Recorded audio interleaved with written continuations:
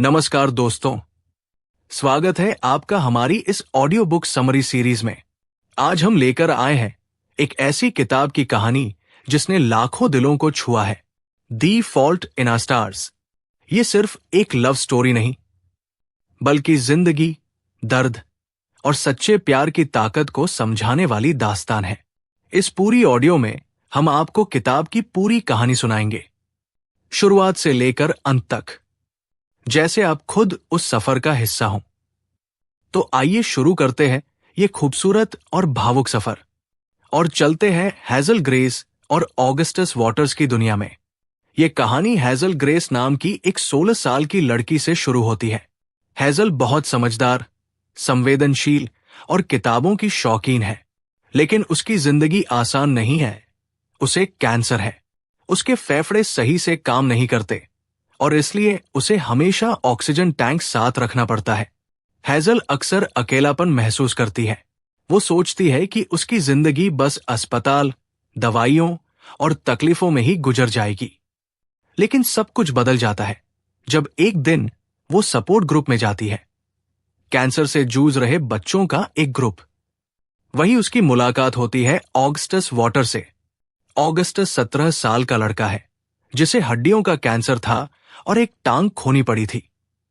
लेकिन उसकी मुस्कान, उसका आत्मविश्वास और जिंदगी को जीने का अंदाज बिल्कुल अलग था। वो हेजल की दुनिया में रोशनी की तरह आ जाता है। धीरे धीरे दोनों दोस्त बनते हैं। उनकी दोस्ती कब गहरी मोहब्बत में बदल जाती है, ये उन्हें खुद नहीं पता चलता। दोनों किताबों पर बातें करते हैं, खासकर हेजल की पसंदीदा किताब एन इंपीरियल अफ्लिक्शन पर। इस किताब का अधूरा अंत है और हेजल हमेशा सोचती है कि आगे उस कहानी में क्या हुआ होगा। ऑगस्टस हेजल की ये ख्वाहिश पूरी करना चाहता है। वो अपनी विश फाउंडेशन वाली आखिरी इच्छा का इस्तेमाल करता है और दोनों एम्स्टर्डम, हॉलैंड जाते हैं ताकि लेखक पीटर वैन हाउटन से मिल सके। लेकिन लेखक से मिलकर उन्हें निराशा होती है। वो बदतमीज, शराबी और असंवेदनशील इंसान निकलता है। फिर भी ये यात्रा उनके रिश्ते को और मजबूत कर देती है। वहां दोनों पहली बार एहसास करते हैं कि उनका प्यार गहरा और सच्चा है।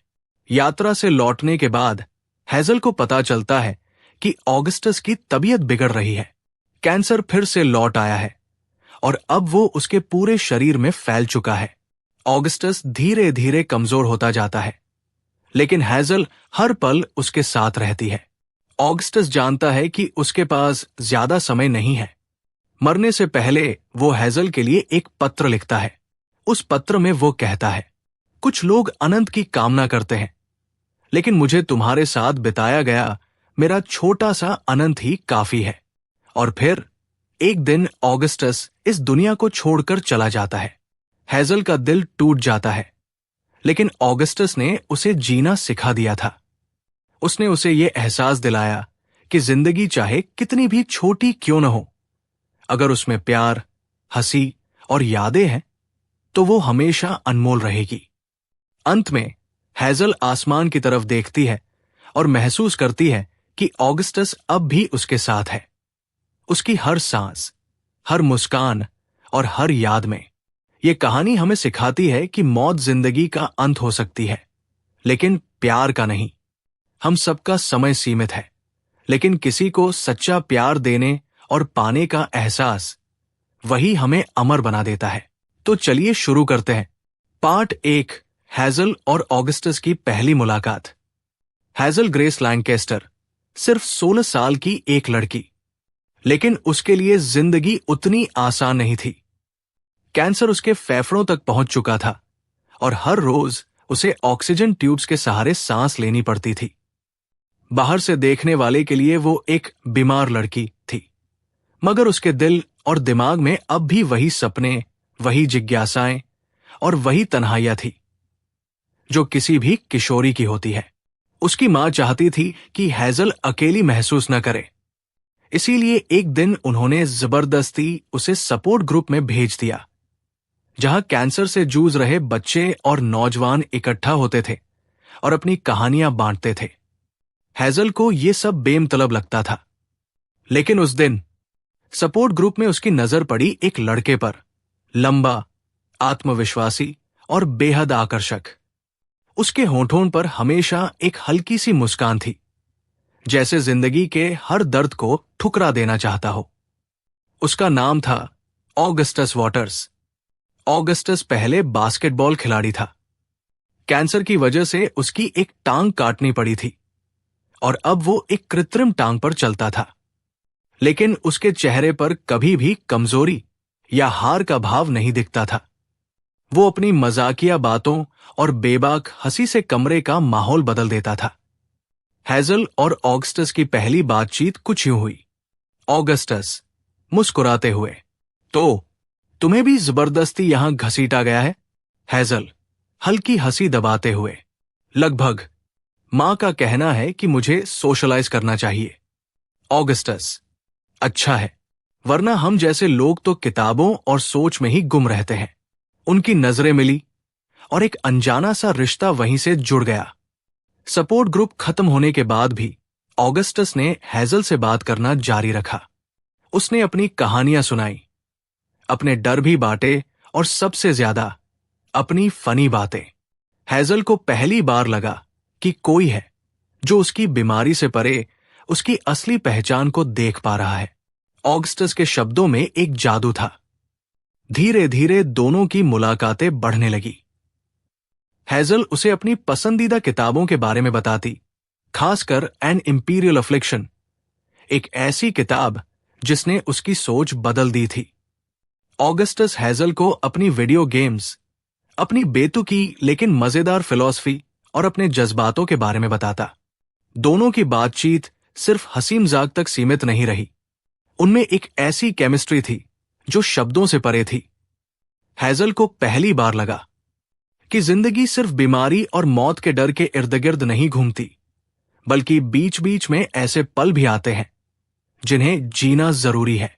और इस तरह हेजल और ऑगस्टस की दोस्ती की शुरुआत हुई। एक ऐसी दोस्ती जो धीरे धीरे उनके लिए प्यार और आसरा बन जाने वाली थी।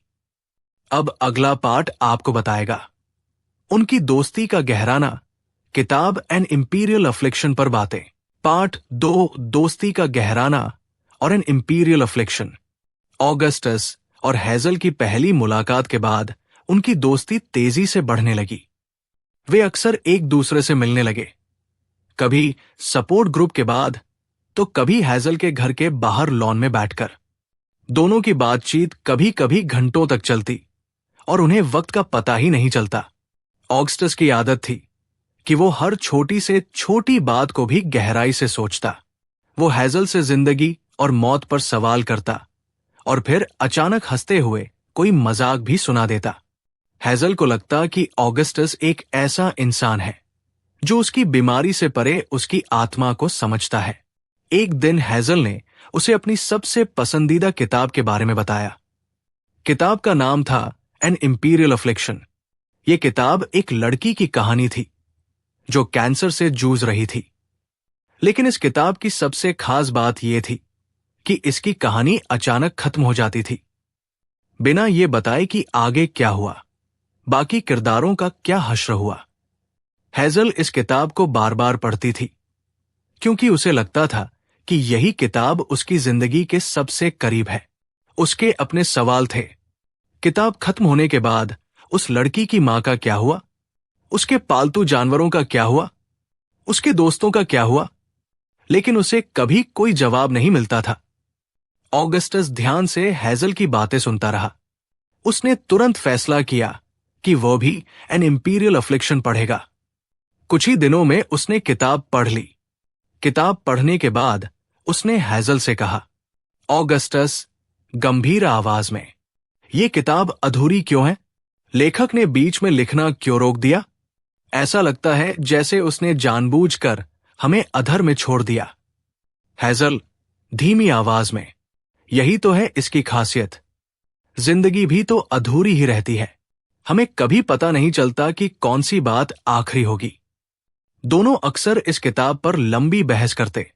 हेजल मानती थी कि किताब का अंत ही उसकी सबसे बड़ी सच्चाई है, जबकि ऑगस्टस का मानना था कि हर कहानी को एक क्लोजर होना चाहिए। धीरे धीरे उनकी ये बहस गहरी बातचीत में बदल गई।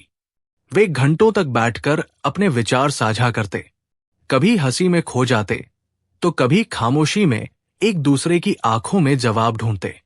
ऑगस्टस ने हेजल से वादा किया, एक दिन हम इस किताब के लेखक पीटर वैन हाउटन से जरूर मिलेंगे और उससे पूछेंगे कि आखिर उसने कहानी को ऐसे अधूरा क्यों छोड़ा।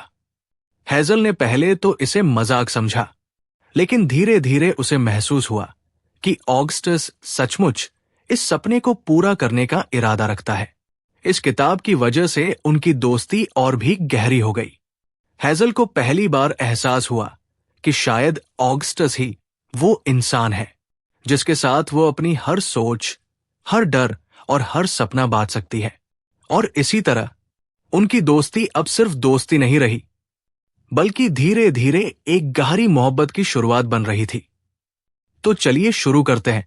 पार्ट 3, एम्स्टर्डम की यात्रा, लेखक से मुलाकात, रोमांस का विकास।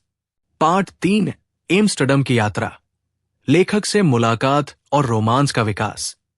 ऑगस्टस ने जो वादा किया था वो सिर्फ शब्द नहीं था। उसने सचमुच ठान लिया था कि हेजल को एन इंपीरियल अफ्लिक्शन के लेखक पीटर वैन हाउटन से मिलवाना है। उसने अपनी विश फाउंडेशन वाली इच्छा का इस्तेमाल किया ताकि हेजल के साथ एम्स्टर्डम जाकर लेखक से मुलाकात कर सके। जब हेजल को पता चला कि ये सफर सच होने वाला है तो उसकी आंखों में चमक आ गई। वो बहुत समय से इस किताब और उसके लेखक के सवालों से जूझ रही थी। अब आखिरकार उसे उम्मीद थी कि उसके सवालों के जवाब मिलेंगे। यात्रा की शुरुआत। हेजल और ऑगस्टस पहली बार साथ में विदेश यात्रा पर निकले। एम्स्टर्डम की खूबसूरत गलियां, नहरें और वहां का शांत माहौल, इन सब ने उनकी आत्मा को जैसे नया जीवन दे दिया।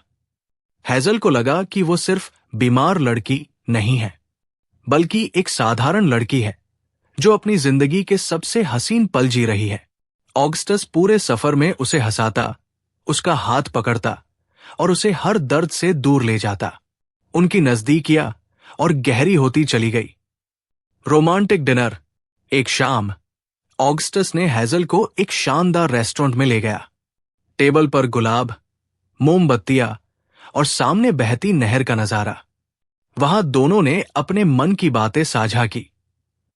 ऑगस्टस ने हेजल की आंखों में देखते हुए कहा, ऑगस्टस, तुम्हारे साथ रहते हुए मुझे डर नहीं लगता।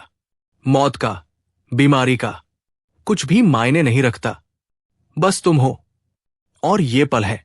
हेजल के दिल में पहली बार प्यार की गहराई उतर रही थी। उसे एहसास हुआ कि वो भी ऑगस्टस से प्यार करने लगी है। लेखक से मुलाकात।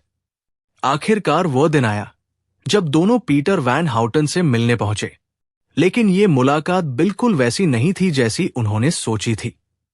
लेखक एक कड़वा, शराबी और निराश इंसान निकला।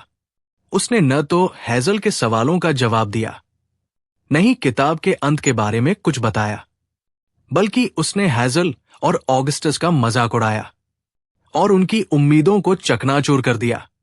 हेजल का दिल टूट गया।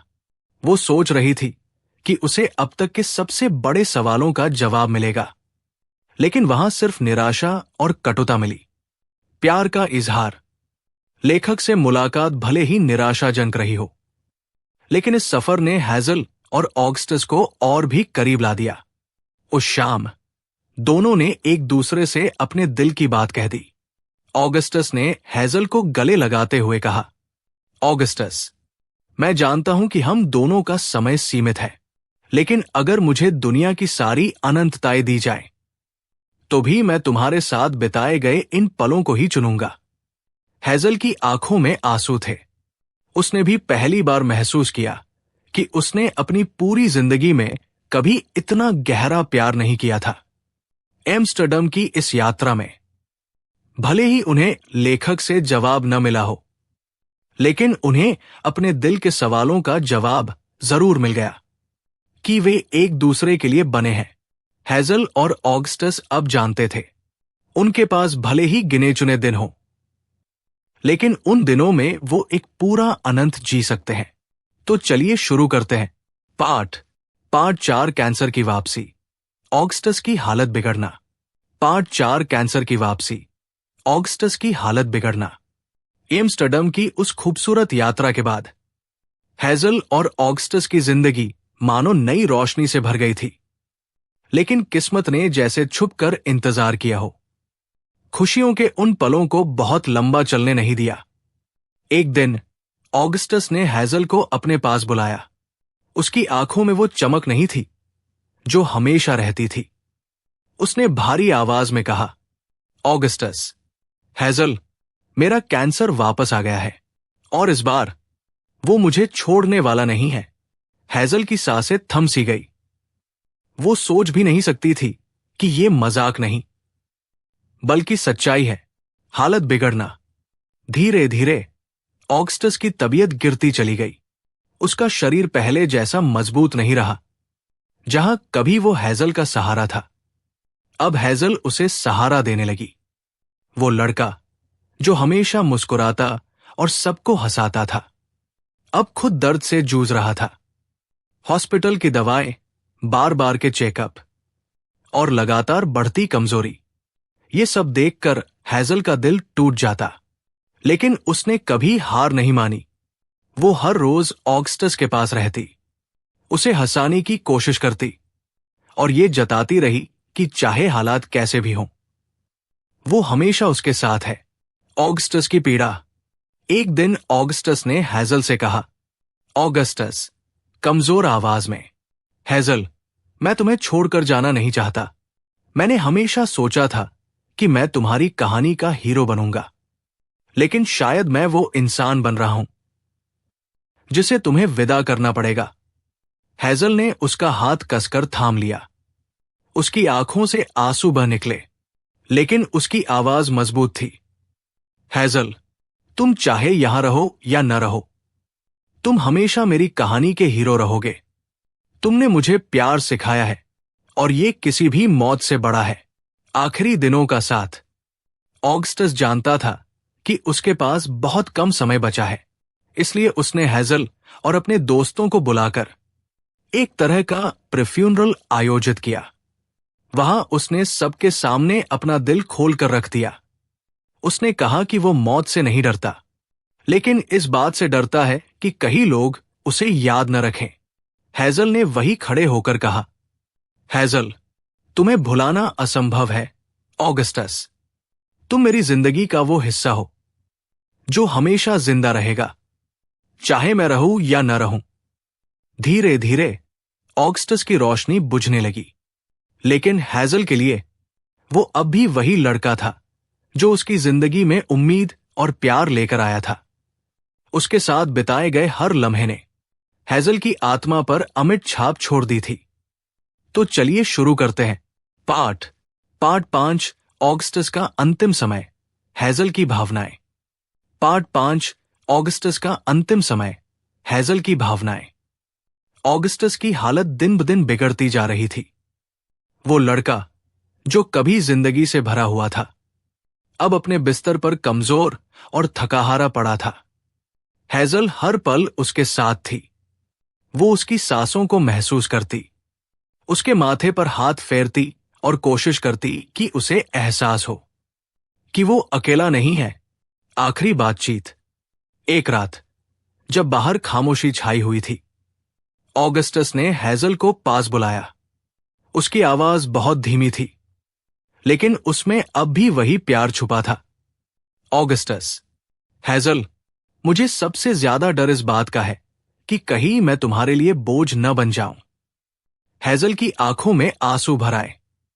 उसने उसका हाथ कसकर थाम लिया और कहा, हेजल, तुम मेरे लिए कभी बोझ नहीं थे। ऑगस्टस, तुम मेरी सबसे खूबसूरत याद हो, और जब तुम नहीं रहोगे तब भी रहोगे। ऑगस्टस हल्की मुस्कान के साथ बोला, ऑगस्टस, मुझे पता है हमारी अनंतता छोटी थी, लेकिन ये सबसे खूबसूरत अनंतता थी। उसकी आंखें धीरे धीरे बंद होने लगी और हेजल जान गई कि अब उसका प्यार हमेशा के लिए अलविदा कह रहा है। ऑगस्टस का जाना। कुछ दिनों बाद ऑगस्टस ने इस दुनिया को अलविदा कह दिया। उसके जाने से हैजल की दुनिया जैसे ठहर गई। जिस इंसान ने उसे जीना सिखाया, अब वो खुद जिंदगी से जूझते जूझते चला गया। हैजल ने उसकी अंतिम विदाई में खड़े होकर वही शब्द कहे जो ऑगस्टस सुनना चाहता था। हैजल, तुम हमेशा मेरे हीरो रहोगे, ऑगस्टस, और मैं तुम्हें हमेशा हमेशा याद रखूंगी। हैजल की भावनाएं। ऑगस्टस की मौत ने हैजल को तोड़ दिया था, लेकिन उसी ने उसे जीना भी सिखा दिया। वो समझ गई थी कि प्यार का असली मतलब जीवन की लंबाई नहीं, बल्कि उस गहराई में छिपा है जो दो दिलों के बीच बस जाती है। हैजल जब भी आसमान की ओर देखती, उसे ऐसा लगता जैसे ऑगस्टस अब भी उसके पास है। उसकी मुस्कान, उसके शब्द और उसका प्यार, सब कुछ उसके भीतर हमेशा के लिए जिंदा है। और इसी तरह खत्म होती है दी फॉल्ट इन आवर स्टार्स की ये गहरी और भावुक कहानी। ये सिर्फ एक प्रेम कहानी नहीं, बल्कि जिंदगी और मौत के बीच आशा और प्यार की तलाश का सफर है। दोस्तों, ये थी दी फॉल्ट इन आवर स्टार्स की पूरी कहानी। एक ऐसी दास्तान जो हमें सिखाती है कि सच्चा प्यार कभी खत्म नहीं होता। उम्मीद है आपको ये ऑडियो बुक समरी पसंद आई होगी। अगर आपको ये कहानी अच्छी लगी हो तो प्लीज लाइक जरूर करें। अपने विचार हमें कमेंट करके बताएं।